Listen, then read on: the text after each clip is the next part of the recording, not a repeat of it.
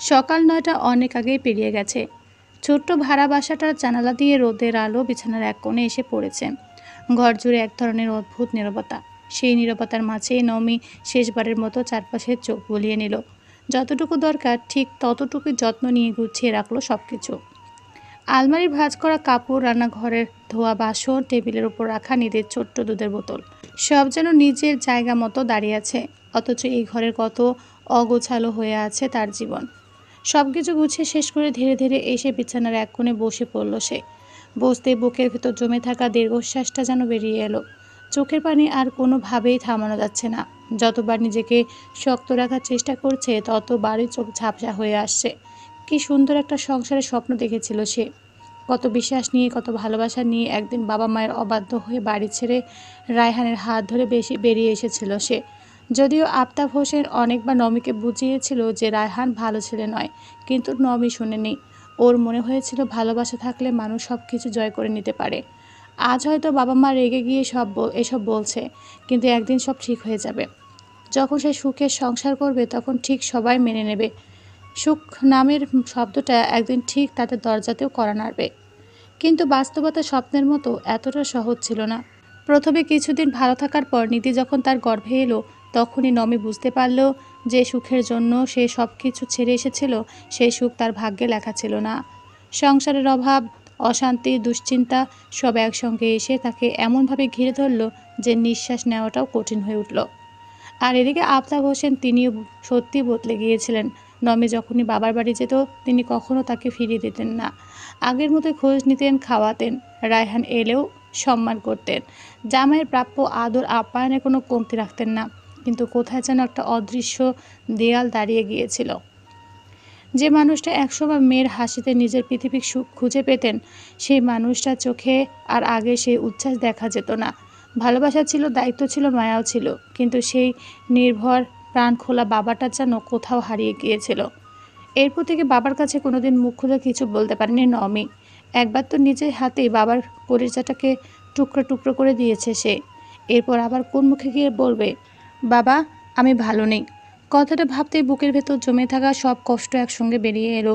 দুই হাত দিয়ে মুখ চেপে ধরে ফুপিয়ে কেঁদে উঠল নমি। কান্না শব্দে নিস্তব্ধ ঘরটা আরও ভারী হয়ে উঠল। ঠিক সেই সময় বাইরে থেকে দরজার কপাট খোলার শব্দ ভেসে এলো। নমি চমকে উঠল। তড়িঘড়ি করে চোখের পানি মুছে নিজেকে সামলানোর চেষ্টা করলো, কিন্তু চোখের লালচে আর ভেজা গাল লুকানোর আগে দরজাটা ধীরে ধীরে খুলে ভিতরে ঢুকলো রায়হান। মুখে ক্লান্তির ছাপ, কিন্তু নমির দিকে তাকাতেই সে থমকে গেল। নমি বিছানা থেকে পাশে স্থির হয়ে দাঁড়িয়ে আছে। কিছুক্ষণ আগেও যে চোখ দুটো অঝরে কাঁদছিল, সেখানে এখন অদ্ভুত এক শীতলতা। সেই শীতলতা যেন কোনো ঝড়ের পরে নিস্তব্ধতা। রায়হানের দিকে একবার নজর যেতেই ঠোঁটের কোণে তিক্ত এক হাসি ফুটল নমির। হাতে জেলে হাত ধরাধরি করে ঘুরে প্রীতির সঙ্গে বেশ রোমান্টিক একটা রাত কেটেছে, তাই না নিধির বাবা? মুহূর্তে রায়হানের বুক কেঁপে উঠল। গত রাতের প্রতিটি মুহূর্ত যেন চোখের সামনে ভেসে উঠল। সত্যিই তো সে সারা রাত প্রীতির সঙ্গে ছিল। কত মিথ্যে বলেছে, কত গল্প সাজিয়েছে। প্রীতিকে বিশ্বাস করিয়েছে সে অবিবাহিত, তারপরও স্ত্রী নেই, কোনো সন্তান নেই। একদম জম্পেশ একটা ফুলশয্যা রাত গেছে গতকাল প্রীতির সাথে। কিন্তু নমি সব জানলো কিভাবে? কয়েক সেকেন্ড কোনো কথা বলতে পারল না সে। রায়হানের মুখের পরিবর্তিত অভিব্যক্তি দেখে নমি তার ছেলের হাসি হেসে বলল, কি হলো? ভাবছো আমি জানলাম কি করে? জেনেছি কোনো একভাবে তো জেনেছি, কিন্তু বলো তো এসব কি মিথ্যে রায়হান? হঠাৎ এভাবে নমির সামনে নিজের আসল রূপ আসাতে বেশ ঘাবড়ে গেল সে। ভাবতেও পারেনি নমি এত তাড়াতাড়ি এসব জানবে। তবে এই মুহূর্তটা তো সামাল দিতে হবে, তাই নিজের ভেতরের অস্থিরতাকে জোর করে চেপে রেখে গলা শক্ত করল সে। তোরে কি সাথে এসা বলি? তার মানে গতকাল যে ছেলেটা বারবার আমার সামনে ঘুরছিল, ওকে তুই পাঠিয়েছিলি? তোর নতুন কাস্টমার বুঝি? তা এক রাতের জন্য কত দেয় রে? সুখ দিতে পারে তোকে?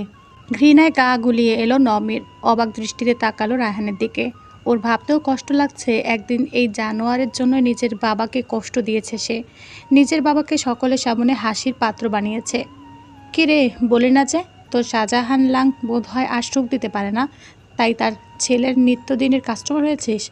কথাগুলো বলে সে কয়েক পা এগিয়ে এলো, স্বভাব সিদ্ধ ভঙ্গিতে যেন আরও নমিকে ভয় দেখাতে চাইল।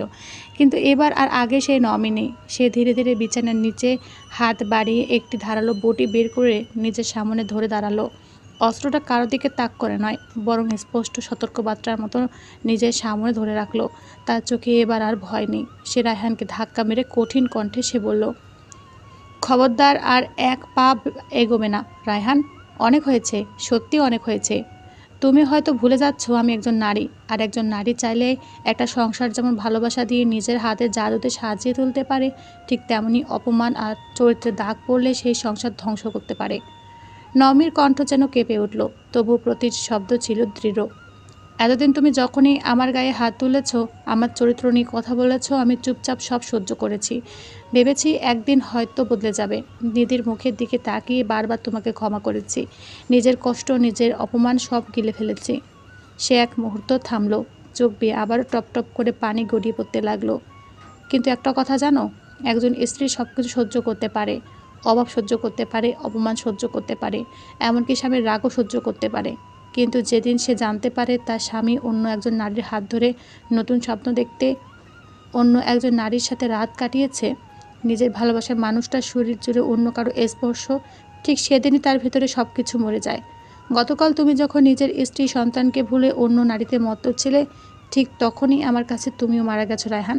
হয়তো তোমার কাছে তুমি জীবিত, তোমার নিঃশ্বাস চলছে, কিন্তু আমার জীবনে তোমার অস্তিত্ব শেষ হয়ে গেছে। একটু থামলো নমি, মনে হচ্ছে যেন হাঁপিয়ে উঠেছে। জোরে শ্বাস নিয়ে এক পা দুপা করে এগিয়ে গেল রায়হানের দিকে। বেশ ভয় পেল রায়হান, বুঝতে পারছে না নমি ঠিক কী করতে চাইছে। ভয়ে সেও পিছাতে পিছাতে দেয়ালের সঙ্গে লেগে গেল, কিন্তু নমি থামল না। সে ধীরে ধীরে এগিয়ে গিয়ে রায়হানের মুখোমুখি দাঁড়িয়ে বটিটা ওর গলায় চেপে ধরল, এতটা জোরে যে চামড়া কেটে রক্ত বেরিয়ে এসেছে। ওর চোখে মুখে অবস্থা খুবই খারাপ, এতটা রেগে আছে যে চোখ দেখেও মনে হচ্ছে এখনই রক্ত ঝরবে। কিন্তু রক্তের দিকে খেয়াল নেই নমির। ও রায়হানের চোখে চোখ রেখে দাঁত খিচিয়ে বলল, জানো নিধির বাবা, কোথাও একটা শুনেছিলাম জীবনের সঠিক শিক্ষাটা পাওয়ার জন্য হলেও মানুষকে অন্তত একবার কারো কাজে ঠকে যেতে হয়। আজ হাতে এই ধারালো বটি থেকে মনে হচ্ছে এবার আমিও ঠকেছি। যদি নাই ঠকতাম তাহলে কখনো তোমার গলায় এটা ধরতে পারতাম না। তুমি আমাকে বেশ্যা বলছো, দিনের পর দিন অপমান করছো, তবুও আমি তোমার একটু জ্বর হলে পাগলের মতো করেছি। আর সেই পাগল আমি আজ তোমার গলায় বটি ধরেছি। ভাবতে পারছো কতটা বদলেছি আমি? তোমার এই ঠকাটাই আমাকে শিখিয়ে দিয়েছে ভালোবাসা আর অন্ধবিশ্বাস এক জিনিস নয়। তাই ভুলেও আমার শরীরে হাত দেওয়ার চেষ্টা করিও না, তাহলে কিন্তু আমি ভুলে যাব যে তুমি আমার নিধির বাবা। যদি নিজে বাঁচতে না পারি তাহলে তোমার মতো কালপিটকে কেন বাঁচিয়ে রাখবো? যদি আর একবার আঘাত করো তাহলে তোমাকে কেটে টুকরো টুকরো করতেও এক মুহূর্ত সময় নেব না। তাই সাবধান হয়ে যাও। রায়হান নির্বাক হয়ে তাকিয়ে রইল। এই নমিকে ও আগে কখনো দেখেনি। এই নমিকে চেনে না রায়হান। ও তো নমি সৌন্দর্য আর ওর বাবার টাকা পয়সা দেখে বিয়ে করেছিল, ভালোবাসা ছিল না নমির জন্য। কিন্তু যখন দেখলো আফতাব হোসেন ঠিকমতো নমির সাথে যোগাযোগ রাখে না, তখনই তো বড়লোকের মেয়ে প্রীতিকে পটিয়ে নিয়েছে। কিন্তু সেই বিষয়টা যে এতদূর যাবে তা কল্পনাও করেনি রায়হান। নমি ওর এমন চুপসে যাওয়া মুখ দেখে হাসলো। এরপর রায়হানকে ছেড়ে দিয়ে আলমারির ওপর রাখা একটি সাদা খাম তুলে এনে তার সামনে ছুড়ে দিল। খামটা রায়হানের পায়ের কাছে পড়ে খুলে গিয়ে ভেতর থেকে বেরিয়ে এলো একটি কাগজ, ডিভোর্স পেপার। রায়হানের চোখ বিস্ময়ে বড় হয়ে গেল। ওর ধারণা ছিল আর যাই হোক নমি কখনো ওকে ছাড়তে পারবে না, কিন্তু আজ রায়হানের মনের কথা হয়তো বুঝলো নমি। তাই ঠোঁটের করে তিক্ত একটা হাসি ফুটিয়ে ভাঙা গলায় বলল, বেশ অবাক হয়েছ না এটা দেখে? ভেবেছিলে নমি তোমাকে ছাড়তে পারবে না, কিন্তু দেখো তোমার সেই ভুল ধারণাটা কেমন উল্টে দিলাম। এই পেপার অনেক আগে তৈরি ছিল, তোমার গর্ভধারিণী মা এটা এনে দিয়েছিল, কিন্তু আমি গায়ে মাখিনি। তবে গতকাল যখন নোমান তোমার এই কুকর্মের ভিডিও পাঠালো আমাকে, তখন অনেক ভেবে এই সিদ্ধান্ত নিয়েছি। সারা রাত কেঁদেছি, নিজেকে হাজারবার বুঝিয়েছি, তবু পারিনি, কারণ যে মানুষটা আমার ছিল সে তো অনেক আগে হারিয়ে গেছে। কথাটা বলে সে কাগজের নিচে অংশে আঙুল রাখলো। এই যে দেখো আমি সই করে দিয়েছি, এবার তুমি সই করে দিও। ভেবো না তোমাকে আটকে রাখবো। যাকে পাওয়ার জন্য আমার সংসারটা ভেঙেছ, যার জন্য নিজের মেয়ের মুখটাও ভুলে গেছো, তাকে নিয়ে সুখে থেকো। আমি আমার মেয়েকে এমন একটা পরিবেশে বড় করতে চাই না যেখানে প্রতিদিন তার মায়ের সম্মান ভাঙতে থাকে। আমি আমার গোছানো সংসারটা আজ তোমাকে ফিরিয়ে দিচ্ছি রায়হান। কারণ যে সংসারের ভিত্তি বিশ্বাস নয়, প্রতারণা, সেই সংসার টিকিয়ে রাখার কোনো অর্থ নেই। শেষ কথাটা বলতে গিয়ে তার চোখের পানি আটকাতে পারল না নমি। কণ্ঠ একেবারে নিস্তেজ হয়ে গেল। সই করে দাও, আজ থেকে আমি শুধু নিধির মা, তোমার স্ত্রী নই। কথাটা বলে ডিভোর্সের কাগজটা টেবিলের ওপর রেখে ধীরে ধীরে দরজার দিকে এগিয়ে গেল সে। প্রতিটি পদক্ষেপ যেন তার বুকের ভেতর থেকে এক একটা টুকরো করে কলিজাটা ছিঁড়ে নিয়ে যাচ্ছে। তবুও থামল না সে। যেতে হবে, এই অভিশপ্ত সংসার না ছাড়লে নিধিকে বাঁচানো যাবে না। দরজার কাছে গিয়ে একবার শুধু পেছন ফিরে তাকালো, তারপর আর কিছু না বলে দরজাটা খুলে বাইরে বেরিয়ে গেল। দুপুর করে ঠিক 2টো বাজে। শেহজাদদের ফ্ল্যাট থেকে সবাই মির্জা বাড়িতে ফিরে এসেছে। প্রায় 2 ঘন্টা পেরিয়ে গেছে। সকাল থেকে ঘটে যাওয়া ঘটনাগুলোর ধাক্কা এখনও পুরোপুরি কাটেনি কারো। তবু বাড়ির পরিবেশ ধীরে ধীরে ফিরে আসছে নতুন এক ব্যস্ততা। এতক্ষণ যে লোকগুলোর মন উৎকণ্ঠা আর দুশ্চিন্তায় ভারী হয়েছিল, সেখানে এখন বিয়ের প্রস্তুতি, ছোট ছোট আয়োজনে সকলে মেতে রয়েছে। প্রথমে সিদ্ধান্ত ছিল কোনো জাঁকজমকপূর্ণ নয়, ইসলামী শরীয় অনুযায়ী খুব সাধারণভাবে কাবিন সম্পন্ন হবে। তাই সেই হিসাবে সামান্য কিছু সাজসজ্জার ব্যবস্থা করা হয়েছিল। কিন্তু বাড়িতে ফিরে এসে হঠাৎ নিজের সিদ্ধান্ত বদলে ফেললেন আবিদ ইসলাম। মেয়ের মুখের দিকে অনেকক্ষণ চুপচাপ তাকিয়ে থেকে ধীর গলায় বললেন, না না, এটা হতে পারে না। এত তাড়াহুড়ো বিয়ে হচ্ছে বলে সব আনন্দ মাটি হয়ে যাবে নাকি? এটা আমি মেনে নিতে পারবো না। বড় অনুষ্ঠান পরে হবে, সেটা ঠিক আছে, কিন্তু তাই বলে জীবনে প্রথমবারের মতো বিয়েতে বসতে চলেছে ছেলেমেয়ে দুটো, একবারের জন্য গায়ে হলুদটা হবে না? না, এটা আমি হতে দেব না। গায়ে হলুদ হবে, আর আজকেই হবে। দরকার হলে বিয়ে আগামীকাল হবে। মিনি বেগমও স্বামীর কথায় সায় দিলেন। তারও বহুদিনের স্বপ্ন ছিল নিজের একমাত্র মেয়েকে হলুদের সাজে দেখবেন। শেষ পর্যন্ত সবাই মিলে সিদ্ধান্ত নিল আজ সন্ধ্যায় খুব ছোট পরিসরে 2 পরিবারের মানুষদের নিয়ে গায়ে হলুদের অনুষ্ঠান হবে, আর আগামীকাল দুপুরে ইসলামী নিয়ম অনুযায়ী শেহজাদ ও আরহার বিয়ে সম্পূর্ণ করা হবে। সিদ্ধান্ত হতে মুহূর্তের মধ্যে মির্জা বাড়ির পরিবেশটা যেন বদলে গেল। কিছুক্ষণ আগেও যেখানে খুবই সাদামাটা বিয়ের আনন্দ ছিল, সেখানে এখন শুরু হয়ে গেল নতুন ব্যস্ততা।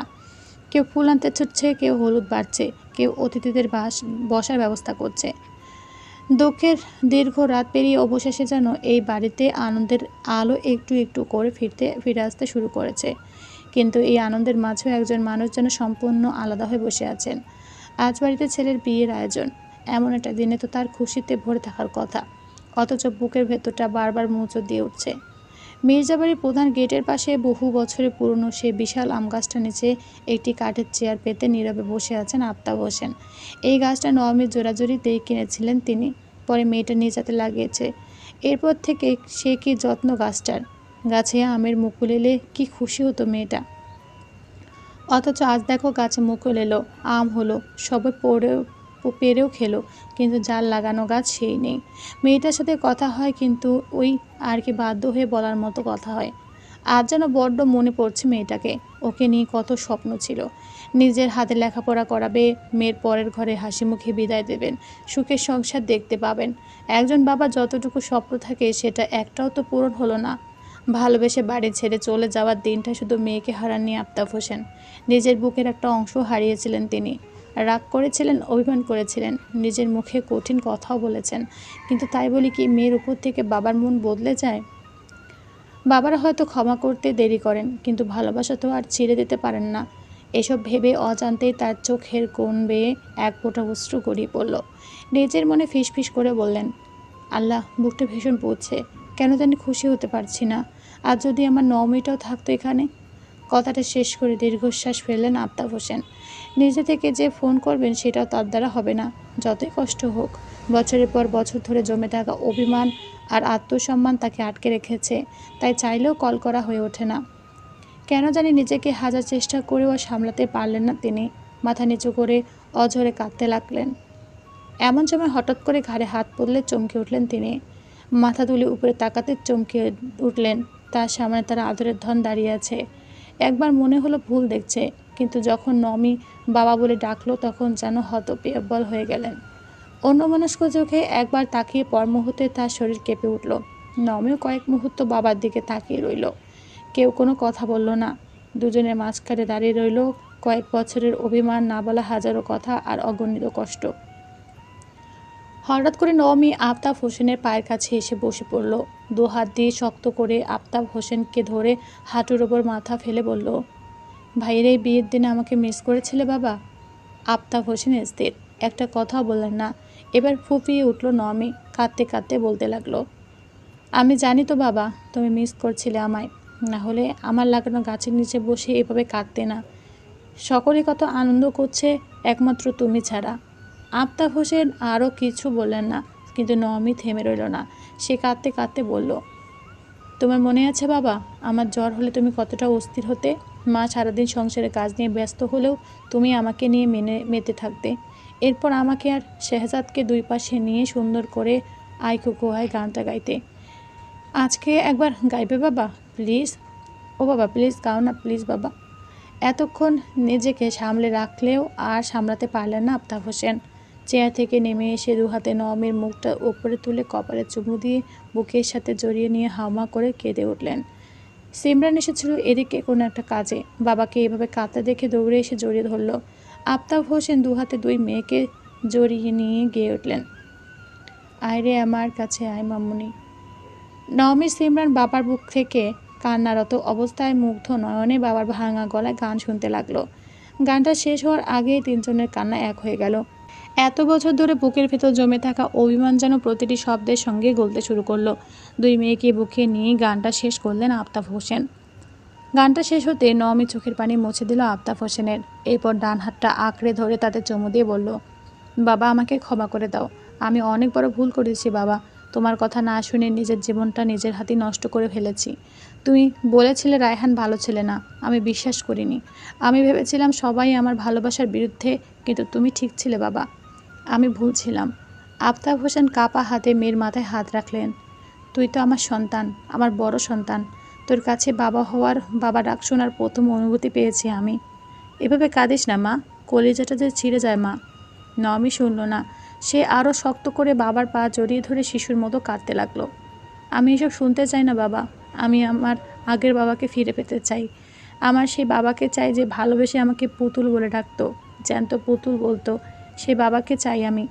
আমি ভালো নেই বাবা, প্রতিদিন এই শারীরিক মানসিক নির্যাতনা নিতে পারছি না বাবা, সত্যি আর পারছি না। বুকে জড়িয়ে নাও না বাবা, শক্ত করে জড়িয়ে নাও তোমার পুতুলকে, লুকিয়ে রাখো যেন কেউ আর আঘাত দিতে না পারে। আফতাব হোসেন তার এই আদরের ধনকে চিনতে পারছেন না।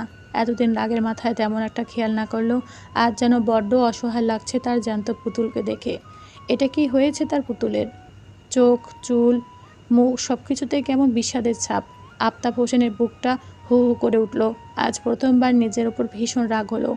এতদিন যদি একবার নিজের অহংকারটা সরিয়ে মেয়ের কাছে যেতেন, তাহলে কি আজ তার পুতুলটার এই অবস্থা হতো? আর এক মুহূর্ত দেরি না করে আরও শক্ত করে জড়িয়ে নিলেন নওমিকে। বাবা মেয়ে দুজনে তখন শিশুর মতো কাঁদছে। এদিকে কখন যে বাড়ির ভেতরে সবার নিঃশব্দে গেটের সামনে এসে দাঁড়িয়েছে তা কেউই টের পায়নি। শেহজাদ, আরহা, মমতাজ বেগম, আবিদ ইসলাম, মিনি বেগম সকল স্তব্ধ হয়ে দাঁড়িয়ে আছে। কারো মুখে কোনো কথা নেই, শুধু নীরব চোখে প্রত্যেকে দেখছে একজন বাবার বুক ভরা ভালোবাসা আর এক সন্তানের বহু বছরের জমে থাকা অনুশোচনার অশ্রুসিক্ত মিলন। দৃশ্যটা এতটাই হৃদয়স্পর্শী যে অনেকেরই চোখ অজান্তে ভিজে উঠছে। শেহজাদ কিছুক্ষণ স্থির দৃষ্টিতে নিজের বড় বোন আর বাবার দিকে তাকিয়ে রইল। তারপর অজান্তেই ঠোঁটের এক কোণে এক টুকরো তৃপ্তির হাসি ফুটে উঠল। বুকের ভেতর জমে থাকা এক অদৃশ্য ভার যেন মুহূর্তে নেমে গেল। এতদিন ধরে যে স্বপ্নটা সে নীরবে বুকে পালন করে এসেছে, আজ আল্লাহ তাআলা সেটাই পূর্ণ করে দিলেন। নিজের বড় বোনকে তার আবার বাবার বুকে ফিরে পেতে দেখে সে মনে মনে অসংখ্যবার আলহামদুলিল্লাহ পড়ে মহান রবের কাছে শুকরিয়া আদায় করল। আজ শুধু শেহজাদ আর আরহার ভালোবাসারই জয় হয়নি, জয় হয়েছে একজন বাবা নিঃস্বার্থ ভালোবাসার, জয় হয়েছে পথ হারিয়ে ফেরা এক মেয়ের অনুশোচনার, জয় হয়েছে বহু বছরের জমে থাকা অভিমান, অহংকার আর দূরত্বকে হার মানানো রক্তের টানের। মির্জাবাড়ির উঠোনে আজ যেন একসঙ্গে দুটি নতুন অধ্যায় সূচনা হলো। একদিকে দুটি হৃদয় পবিত্র বন্ধনের অপেক্ষা, অন্যদিকে ভেঙে যাওয়া একটি পরিবারের আবার নতুন করে এক হয়ে ওঠার গল্প। বিকেল 4টা বাজে। আর কিছুক্ষণ পরে শুরু হবে গায়ে হলুদের অনুষ্ঠান। সিমরানের ঘরের মাঝখানে বিছানার ওপর শান্ত হয়ে বসে আছে আরহা। গায়ে হলুদ রঙের একটি সুন্দর লেহেঙ্গা, খোলা চুলের একপাশে আলতো করে বিনুনি করা, আর তাতে জড়ানো সাদা বেলি আর লাল গোলাপ। কপালে ছোট্ট ফুলের টিকলি, গলায় ফুলের মালা, হাতে ফুলের চুড়ি। সাদামাটা ফুলের সাজে আজ তাকে অসম্ভব মায়াবী লাগছে। মুখে হালকা মেকআপ, চোখে কাজল আর ঠোঁটে হালকা গোলাপি রং। লাজে রাঙা মুখটা দেখে মনে হচ্ছে আজকে সমস্ত সৌন্দর্য যেন তার সেই লাজুক হাসিতে লুকিয়ে আছে। আর সত্যি অপার্থিব সুন্দর লাগছে আরহাকে। ওকে সাজাচ্ছিল শিউলি, মায়া আর সিমরান। শিউলি শেষবারের মতো ওড়নাটা ঠিক করে দিয়ে একটু দূরে সরে দাঁড়ালো। তারপর 2 হাত কোমরে রেখে অনেকক্ষণ এক দৃষ্টিতে তাকিয়ে থেকে হঠাৎ বলল, ইয়াল্লা, আমাদের আরহা যে এত সুন্দর এটা তো আগে বুঝিনি। আজ শেহজাদ ভাই হাজারটা করবে রে আরু। কথাটা শেষ করতেই ওর পিঠে সজোরে একটা থাপ্পড় মারল মায়া। বেশি পাকামো করিস, হার্ট অ্যাটাক করবে এসব অলক্ষণের কথা বলিস কেন? বল যে শেহজাদ ভাই আজ ওকে দেখলে দ্বিতীয়বার প্রেমে পড়বে। কথাটা বলে মুচকি হাসল মায়া। ওদের এমন কথা শুনে লজ্জায় মাথা নিচু করে ফেলল আরহা। ঠোঁটের কোণে অজান্তেই ছোট্ট একটা হাসি ফুটে উঠল। ঠিক তখনই আরহার হাতে সজোরে একটা চিমটি কেটে দিল শিউলি। ব্যথায় মুখ কুচকে তাকাতে শিউলি দুষ্ট হেসে বলল, কিরে, সেদিন না খুব বড় বড় কথা বলছিলি তোর জীবনে কেউ নেই, কিন্তু আজ তো পুরো ছক্কা মারলি মামা। সামনে পরীক্ষা আর তুই জীবনে পরীক্ষা দিচ্ছিস। ওটাতে পাশ করতে না পারলেও এটাতে পুরো গোল্ডেন এ প্লাস। সে ঠিক আছে, কিন্তু আমি অন্য কথা ভাবছি। ও তো কদিন আগে শেহজাদ ভাইকে মেসেজ করেছিল আমি প্রেগনেন্ট, কিন্তু এবার তো সত্যি হবে রে। শিউরির কথা শেষ হতে কথাটা বলল মায়া। ওদের হঠাৎ তেমন লাগামহীন কথাবার্তায় লজ্জায় আরহার মুখটা মুহূর্তে টকটকে লাল হয়ে উঠল। মনে হলো গালের ওপর কেউ এক মুঠো সিঁদুর ছিটিয়ে দিয়েছে। দুহাত দিয়ে নিজের মুখ ঢেকে ফেলল সে। আল্লাহ, তোরাও না একদম অসভ্য হয়ে গেছিস। ওহ, আমরা অসভ্য? আর তুই যে বাসর করবি তার বেলা কিছু না, কাল বিয়ে, তারপর তো। শিউলি! লজ্জায় প্রায় চিৎকার করে উঠল আরহা। ঘরের ভেতর আবারও হাসির রোল পড়ে গেল। হাসির মাঝেও আরহার বুকের ভেতরটা কেমন যেন কেঁপে উঠল। কাল কাল থেকে সত্যিই সে শেহজাদের স্ত্রী হবে, ক্যাপ্টেন শেহজাদ মির্জার স্ত্রী। সেই ভালোবেসে সকলের সামনে ওকে ভিক্ষা চাওয়া সেই মানুষটার স্ত্রী, যে মানুষটাকে এতদিন দূর থেকে ভালোবেসেছে সে, যার একটা হাসি দেখার জন্য ঘন্টার পর ঘন্টা অপেক্ষা করেছে, যার নাম শুনলেই বুকের ভেতর অদ্ভুত এক অনুভূতি হতো। সেই মানুষটাই কাল থেকে তার জীবনসঙ্গী। ভাবতেই বুকের ভেতর অকারণ কাঁপুনি শুরু হয়ে গেল আরহার। লজ্জা, আনন্দ, অবিশ্বাস, স্বস্তি সব অনুভূতি একসঙ্গে এসে ভিড় করলো তার মনে। কিরে লাজুক রানী, কী ভাবছিস? কোথায় বাসর করবি সেটা? মায়ার এমন কথায় নিজের ভাবনা থেকে বের হলো আরহা। বসা থেকে উঠে ধাওয়া করলো মায়াকে। ঠিক তখনই হঠাৎ দরজায় মৃদু কড়া নাড়ার শব্দ ভেসে এলো। দরজায় এমন শব্দে তিনজনই একসঙ্গে চুপ করে গেল। শিউলি ভ্রু কুচকে তাকালো। এই সময় আবার কে এলো? আন্টি তো বলেছে এই ঘরে কেউ আসবে না, শুধু আমরা। আন্টি এলো নাকি? এই তোরা চুপ করে বস, আমি দেখছি। কথাটা বলে এগিয়ে গিয়ে দরজাটা খুলে বাইরে উকি দিল, কিন্তু করিডোর পুরো ফাঁকা। ডান দিকে বাঁ দিকে কোথাও কোনো মানুষ নেই। সে অবাক হয়ে কয়েক মুহূর্ত দাঁড়িয়ে থেকে আবার দরজা বন্ধ করে ভিতরে চলে এলো। অদ্ভুত, কেউ তো নেই, তাহলে দরজা নক করলো কে? সিমরান হেসে বলল, ভূত বোধ হয়। ঠিক তখনই আবার দরজা নক করার শব্দ হলো। এবার আগের চেয়ে একটু জোরে শব্দ হলো। আবার আবার কথাটা বলে এবার মায়া বিরক্ত মুখে দরজা খুলে দিল, কিন্তু আবারও কেউ নেই। সে বাইরে বেরিয়ে এদিক ওদিক তাকালো, করিডোরের শেষ মাথা পর্যন্ত দেখলো, তবুও কাউকে দেখা গেল না। বিড়বিড় করতে করতে ফিরে এলো। কী আজব ব্যাপার, ফাজলামো হচ্ছে নাকি? এসব করার মানে কি? কে এমন বারবার টোকা দিচ্ছে? এবার সিমরানের ঠোঁটের কোণে চাপা একটা হাসি ফুটে উঠল। মুহূর্তে যেন সব বুঝে ফেলল সে। সিমরান দরজার পাশের দেয়ালের দিকে একবার তাকিয়ে মৃদু হেসে বলল, শোনো না, আমি এখন একটু নিচে যাব, তোমরা দুজনে কি আমার সাথে একবার নিচে যাবে? শিউলি অবাক হয়ে তাকালো। কেন? সেবার কাছে শুনলাম হলুদের স্টেজটা নাকি একদম সুন্দর করে সাজানো হয়েছে, সবাই নিচে ছবি তুলছে। চলো না, একবার দেখে আসি, পরে আবার ভিড় হয়ে যাবে। সে তো বুঝলাম, কিন্তু আরহা, ওকে একা রেখে কীভাবে যাব? সিমরান মুচকি হেসে উত্তর দিল, এত ভয় পাচ্ছ কেন? এটা তো আর অন্য বাড়ি নয়। তাছাড়া ও তো কোথাও পালিয়েও যাচ্ছে না, তাই না? প্লিজ চলো না তোমরা, 5 মিনিট পরে এসে আবার ওর শ্বাসটা ঠিক করে দেব। কথাটা বলে সে ইচ্ছে করে আরহার দিকে একবার তাকালো।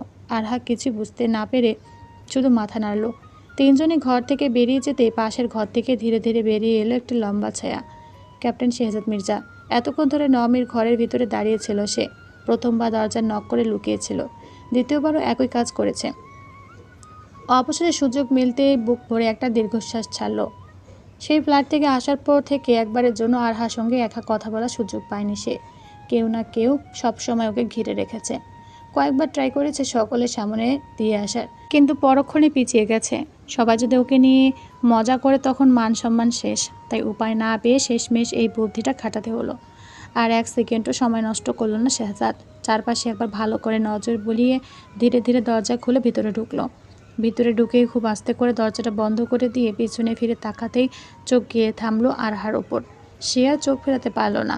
মনে হলো সময় যেন হঠাৎ করে থেমে গেছে। হলুদের রঙে মোড়ানো মেয়েটা ঠিক ওর সামনে দাঁড়িয়ে আছে। উজ্জ্বল হলুদ লেহেঙ্গার উপর ঝিকমিক করছে রূপালি কারুকাজ। একপাশে নেমে থাকা লম্বা বেনুনিতে সাদা বেলি আর লাল গোলাপের গাঁথুনি। কপালের মাঝখানে লাল ফুলের ছোট্ট অলংকার, গলায় ফুলের মালা, দু হাতে ফুলের চুড়ি। সব মিলে মনে হচ্ছে পৃথিবীর কোনো সাধারণ মেয়ে নয়। হলুদের রঙে সাজানো এক টুকরো বসন্ত যেন চুপচাপ বসে আছে তার সামনে। শেহজাদের বুকের ভেতরটা কেমন যেন মোচড় দিয়ে উঠল। এটাই তো সেই মেয়ে যার জন্য সে মৃত্যুর মুখেও মাথা নত করতে দ্বিধা করবে না, যার হাতটা পাওয়ার আশায় নিজের সমস্ত অহংকার, সমস্ত কষ্ট বিসর্জন দিয়েছে আজ, যার নাম ধরে বেঁচে থাকার জন্য আজ সবার সামনে কেঁদেছে। আর এখন সেই মেয়েটা তার সামনে, তার হবু স্ত্রী। অজান্তেই শেহজাদের ঠোঁটের কোণে শান্ত তৃপ্ত একটা হাসি ফুটে উঠল। চোখ দুটো ভিজে এলো অদ্ভুত এক ভালো লাগায়। মনে মনে শুধু একটা কথাই উচ্চারণ করলো, মাশাআল্লাহ। আল্লাহর সৃষ্টির কোনো তুলনা নেই। এত সুন্দরও হয় কেউ। সারা জীবন যুদ্ধক্ষেত্রের থেকেও যে মানুষটা রক্ত বারুদ আর মৃত্যুকে ভয় পায়নি, সে মানুষটার বুক আজ কাঁপছে শুধু নিজের ভালোবাসার মানুষটাকে হলুদের সাজে দেখে। তার মনে হচ্ছিল পৃথিবীর সমস্ত লড়াইয়ের শেষে এ যেন আল্লাহর দেওয়া সবচেয়ে সুন্দর পুরস্কার। শেহজাদ ধীরে ধীরে এক পা দুপা করে আরহার দিকে এগিয়ে এলো। প্রতিটি পদক্ষেপ যেন খুব হিসেব করে ফেলা, যেন একটু তাড়াহুড়ো করলেই মুহূর্তটা ভেঙে যাবে। আরহা ওর দিকে একবার তাকিয়ে লজ্জায় চোখ নামিয়ে ফেলেছে। বুকের ভেতরটা এমনভাবে কাঁপছে যেন নিজের হৃদস্পন্দন নিজেই শুনতে পাচ্ছে। শেহজাদার এক পা এগোতে আরহা অজান্তে এক পা পিছিয়ে গেল। শেহজাদ এগোলো, আবারও পিছিয়ে গেল আরহা। এভাবে একসময় পেছাতে পেছাতে তার পিঠ ঠেকলো ঘরের দেয়ালে। আর যাওয়ার কোনো জায়গা নেই। শেহজাদও ঠিক ওর সামনে এসে থেমে গেল। দুজনের মাঝখানে শুধু কয়েক ইঞ্চি দূরত্ব। শেহজাদের চোখ দুটো স্থির হয়ে আছে আরহার মুখে। সেই দৃষ্টিতে এমন এক গভীরতা যেন বহুদিনের তৃষ্ণান্ত কোনো পথিক অবশেষে নিজের কাঙ্ক্ষিত পানির দেখা পেয়েছে। এতদিনের অপেক্ষা, না পাওয়া, হারিয়ে ফেলার ভয় সবকিছু মিশে এক অদ্ভুত মায়া জন্মেছে তার চোখে। অনেকক্ষণ কোনো কথা বলল না শেহজাদ, শুধু তাকিয়ে দেখলই। তারপর খুব নিচু কাপা গলায় বলল, আরু, তোকে একটু জড়িয়ে ধরি। প্রশ্নটা শুনে আরহার নিঃশ্বাস যেন আটকে গেল। গাল দুটো মুহূর্তে লাল হয়ে উঠল। সে কিছু বলল না, শুধু লাজুক হাসি দিয়ে খুব আস্তে মাথা নাড়ল। সে নীরব সম্মতিটুকুই যেন শেহজাদের কাছে পৃথিবীর সবচেয়ে বড় প্রাপ্তি। এক মুহূর্ত দেরি না করে আলতো করে আরহাকে নিজের বুকের মধ্যে টেনে নিল সে। এমনভাবে আগলে রাখলো যেন এক চুল পরিমাণ ঢেলে দিলে বুঝি মেয়েটা আবার কোথাও হারিয়ে যাবে। আরহাও ধীরে ধীরে চোখ বন্ধ করে দিল। এই প্রথম ভালোবাসার মানুষের বুকে নিজের জন্য এমন নিরাপদ একটা আশ্রয় পেল সে। শেহজাদের বুকের ধুকপুক শব্দটা স্পষ্ট শুনতে পাচ্ছে আরহা। মনে হচ্ছিল দুজনের হৃদস্পন্দন যেন এক ছন্দে বেজে উঠেছে। কয়েক মুহূর্ত পর শেহজাদ ওকে ছেড়ে কপালে আলতো করে চুমু এঁকে ফিসফিসিয়ে বলল, তোকে এভাবে ভালো লাগছে না আরু? আরহা হতবাক হয়ে গেল। এই ড্রেসটা তো শেহজাদ পছন্দেই কিনেছে আজ আবিদ ইসলাম, তাহলে এখন ভালো লাগছে না কেন? কোনো সমস্যা নাকি? ঘুরে প্রশ্ন করলো সে। সত্যি কি খুব খারাপ লাগছে শেহজাদ ভাই? দেখেছেন, ওদের আমি বলেছিলাম আপনি এত সাজ পছন্দ করেন না, কিন্তু ওরা শোনেনি, সেই সাজ দিয়েছে এভাবে। আচ্ছা একটু অপেক্ষা করুন, আমি সব খুলে মুখ ধুয়ে অন্য কিছু পরে আসছি। শেহজাদ হাসলো ওর এমন কাণ্ডে। আবার মন খারাপও হয়ে গেল কেমন। মেয়েটা সেদিনের শাড়ি পরা নিয়ে এখনও পড়ে আছে। শেহজাদ আর কিছু বলল না, ওকে ছেড়ে দিয়ে ঘর থেকে বেরিয়ে গেল। আরহা কিছু বুঝতে পারল না, কিন্তু মন খারাপ হলো খুব। এত সাজসজ্জা, হলুদের আয়োজন সব তো ওই মানুষটার জন্য। উনি চাইলেই অন্য কিছু বলতে পারতো, কিন্তু সরাসরি এইভাবে মুখের উপর ভালো লাগছে না বলে কি ঠিক করলো? মন রাখার জন্য মিথ্যে করে হলেও তো তোকে খুব সুন্দর লাগছে এটা বলতে পারতো। ওর এসব ভাবনার মাঝে শেহজাদ আবার ফিরে এলো, হাতে একটা প্যাকেট আর একটা হলুদের বাটি। সে সেগুলো বিছানার ওপর রেখে দরজা বন্ধ করে দিয়ে আবার প্যাকেটটা হাতে তুলে নিয়ে খুলল। প্যাকেটটা খুলতে ভিতর থেকে বেরিয়ে এলো গাঢ় হলুদ রঙের একটি শাড়ি, পাতলা সোনালি জরির কাজ, একেবারে সাদামাটা অথচ রাজকীয়। আরহা বিস্ময় ভরা চোখে তাকালো। এটা এটা কি শেহজাদ ভাই? শেহজাদ মুচকি হেসে বলল, দেখতেই তো পাচ্ছিস শাড়ি, অনেক আগে কিনেছিলাম এটা আমার প্রথম স্যালারির টাকা দিয়ে। ভেবে রেখেছিলাম যেদিন তোকে আমার বউ বানাবো সেদিন নিজে হাতে এটা পরিয়ে দিব। এতদিন যত্ন করে তুলে রেখেছিলাম, জানতাম না তো কবে দিতে পারবো তোকে। শুধু মনে হতো কোনো একদিন তোকে এই শাড়িটাতেই দেখতে চাই। আরহার চোখ ভিজে উঠল। কিছুক্ষণ আগে যে মন খারাপটা ছিল, শেহজাদের এমন কথায় যেন নিমিষেই সেটা হওয়ার মিলিয়ে গেল। সে শেহজাদের হাত থেকে শাড়িটা নিয়ে নিজের হাতে নিল, তাতে আঙ্গুল বুলিয়ে ফিসফিস করে বলল, আমার জন্য কিনেছিলেন? হুম, মাত্রই তো বললেন আমার জন্য। সে হয়তো মুখ ফুসকে বলেছি, কিন্তু এটা তোর জন্য নয়, আমার বইয়ের জন্য। আরহা ভ্যাবাচ্যাকা খেয়ে গেল। মাথা খারাপ হয়ে গেছে নাকি মানুষটার? আরহাই তো তার বউ হতে চলেছে, তাহলে ওর জন্য নয় মানে কি? লোকটা কি আরও একটা বিয়ে করবে নাকি? আমি তো আপনার বউ হচ্ছি শেহজাদ ভাই, তাহলে আমার জন্য নয় মানে? শেহজাদ ভ্রু নাচিয়ে তাকালো আরহার দিকে, এরপর অবাক হওয়ার ভান করে বলল, তুই আমার বউ? কেন আমি নই? তাহলে আমাকে এভাবে সাজানো হয়েছে কেন? সে তো জানি না, কিন্তু তুই আমার বউ নোস। যদি সত্যি বউ হতি তাহলে কথায় কথায় এমন শেহজাদ ভাই শেহজাদ ভাই করতি না। বউয়েরা কি তাদের হাজব্যান্ডকে ভাই বলে? আরহা যেন লজ্জা পেল শেহজাদের কথায়। ও এতটা ভাবেনি যে শেহজাদ ওকে এভাবে কথার জালে জড়িয়ে ফেলবে। আরহার মুখে লাজুক হাসি দেখে শেহজাদও মুচকি হাসলো। এক মুহূর্ত চুপ থেকে বলল, নেক্সট টাইম থেকে আর ভাই বলবি না, শুধু শেহজাদ বলবি, মনে থাকবে? আরহা মাথা নেড়ে সায় জানালো, মনে থাকবে ওর। ওকে, কিন্তু এখন এসব খোল। এখন আমার পছন্দের শাড়িটা পরবি তুই। আরহা কয়েক সেকেন্ড চুপ থেকে লাজুক হেসে মাথা নাড়ল। আচ্ছা পরবো, কিন্তু একটা সমস্যা আছে। কি সমস্যা? আমি তো একা শাড়ি পরতে পারি না, কিভাবে পরবো? এত ইচ্ছে যখন, তাহলে সাহায্যও আপনাকেই করতে হবে। শেহজাদের ঠোঁটের কোণে দুষ্ট একটা হাসি ফুটে উঠল। সে দুহাত বুকের উপর ভাঁজ করে কয়েক সেকেন্ড আরহার দিকে তাকিয়ে থেকে শান্ত গলায় বলল, সাহায্য? আমি শুধু সাহায্য করব কেন? তোকে তো আমি নিজের হাতেই শাড়ি পরিয়ে দিব। আরহা ভেবেছিল শেহজাদ হয়তো মজা করছে, তাই হেসে উড়িয়ে দিতে যাচ্ছিল, কিন্তু পরের কথাটা শুনে সে একেবারে থমকে গেল। শেহজাদ একদম স্বাভাবিক ভঙ্গিতে বলল, এটা বহুদিনের ইচ্ছে আমার। এমনি এমনি তো আর 1 বছর ধরে ইউটিউব দেখে শাড়ি পরানো শিখিনি, তাই না? কয়েক সেকেন্ড পুরো ঘরটা নিস্তব্ধ হয়ে গেল। আরহা নিজের কানকে বিশ্বাস করতে পারছে না। সে ধীরে ধীরে চোখ বড় বড় করে শেহজাদের দিকে তাকালো। কি বললেন? শেহজাদ এবার আর হাসি চেপে রাখতে পারল না। শব্দ করে হেসে উঠে বলল, যা শুনেছিস ঠিক তাই। আপনি আপনি সত্যি শাড়ি পরানো শিখেছেন? হুম। শুধু আমাকে পরিয়ে দেওয়ার জন্য? শেহজাদ খুব শান্তভাবে উত্তর দিল, হ্যাঁ, কারণ এটা আমার স্বপ্ন ছিল। বিয়ের পরে সবসময় আমি আমার ভালোবাসার মানুষটাকে নিজের হাতে শাড়ি পরিয়ে দেব। তাই ভাবলাম ইচ্ছে যখন আছে শেখাটাও দরকার। প্রথম প্রথম কিছুই বুঝতাম না, কতবার যে ভিডিও দেখে মাথা ঘুরে গেছে, তবুও হাল ছাড়িনি। মনে হতো বিয়ের পর বউয়ের শাড়ি পরার সময় যেন বলতে না হয়, ইস, শিখে রাখলে আজ আমি নিজের হাতে পরিয়ে দিতে পারতাম। কথাগুলো শুনে আরহার চোখ দুটো অজান্তে ভিজে উঠল। সে নির্বাক হয়ে শুধু মানুষটার দিকে তাকিয়ে রইল। ওর কল্পনাতেও ছিল না যে পৃথিবীতে এমন মানুষও হয় যে নিজের প্রিয় মানুষটাকে শাড়ি পরিয়ে দেবে বলে বছরের পর বছর ধরে চুপচাপ সে কাজ শিখে রাখে। আরহা ধীরে ধীরে এগিয়ে এসে দুহাত দিয়ে শেহজাদের এক হাত শক্ত করে ধরল। তারপর ভাঙা গলায় বলল, আমাকে এত ভালোবাসেন কেন শেহজাদ ভাই? শেহজাদ একদৃষ্টিতে তাকিয়ে রইল ওর ভেজা চোখ দুটোর দিকে। তারপর মৃদু হেসে খুব শান্ত স্বরে বলল, কারণ তুই আমার দুনিয়া আরু। আর মানুষ কি নিজের দুনিয়াটাকে ভালো না বেশি থাকতে পারে? কথাটা শুনে আরহা আর নিজেকে সামলাতে পারল না। হঠাৎই ঝাঁপিয়ে পড়ে জড়িয়ে ধরল শেহজাদকে, মুখটা লুকিয়ে ফেলল ওর বুকের মধ্যে। আমি খুব ভাগ্যবতী, তাই না? শেহজাদ ওর মাথায় আলতো করে হাত বুলিয়ে দিল। তুই ভাগ্যবতী কি না আমি জানি না, কিন্তু আমি ভাগ্যবান। এই যে আল্লাহ তোকে আমার নসিবে লিখেছেন, এর চেয়ে বড় নিয়ামত আমার জীবনে আর কিচ্ছু নেই। কিছুক্ষণ দুজনে নিশ্চুপ, শুধু একে অপরের নিঃশ্বাসের শব্দ শোনা যাচ্ছে। এরপর শেহজাদ হালকা হেসে আরহার কপালে একটা টোকা দিয়ে বলল, আচ্ছা, অনেক রোম্যান্স হয়েছে বউ, বাকিটা না হয় বিয়ের পরে হবে। এখন এতক্ষণ রোম্যান্স করলে হবে না, যখন তখন কেউ চলে আসবে। আরহা লজ্জা মুখ নামিয়ে ফেলল। আপনিও না, পুরো অসভ্য। অসভ্য কিনা সে তো বিয়ের পরে বুঝবো জান পাখি, কিন্তু এবার আয় তাড়াতাড়ি। আজ আমার বহু বছরের স্বপ্নটা পূরণ করতে দে। নিজের হাতে আমার বউকে শাড়ি পরিয়ে দেব। দ্রুত কর।